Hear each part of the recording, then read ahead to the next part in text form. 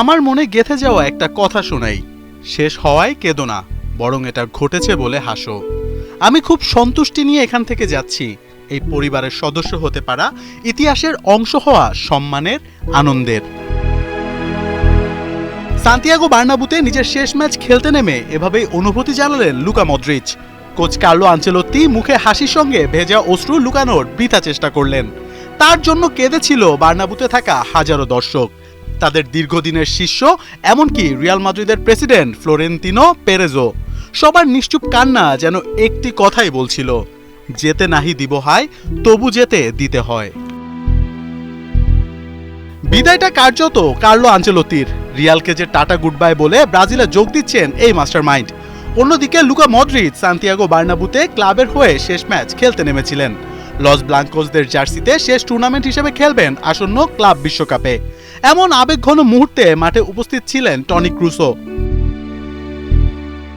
আনচেলত্তির বিদায়ী ম্যাচে তাকে জয়টাই উপহার দিয়েছে তার দল। তবে ম্যাচের রোমাঞ্চ ছাপিয়ে চোখ ছিল আনচেলত্তির দিকেই, কারণ তিনি যে ক্লাবের 123 বছরের ইতিহাসে সফলতম কোচ।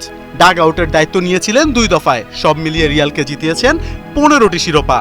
ডন কার্লোর শোকেসে আছে 3টি চ্যাম্পিয়ন্স লিগ, 2টি ক্লাব বিশ্বকাপ, 3টি ইউরোপিয়ান সুপার কাপ, 2টি লা লিগা, 2টি কোপা দেল রে, 2টি স্প্যানিশ সুপার কাপ এবং একটি ইন্টারকন্টিনেন্টাল কাপ। ম্যাচ শেষে নিজের আবেগ আর ধরে রাখতে পারেননি ইতালিয়ান মাস্টারমাইন্ড। আমি খুবই খুশি ও গর্বিত। অসাধারণ একটা সময় কেটেছে এখানে। এই সময় যা কিছু ঘটেছে এর কোনো কিছুই আমরা ভুলে যেতে পারি না।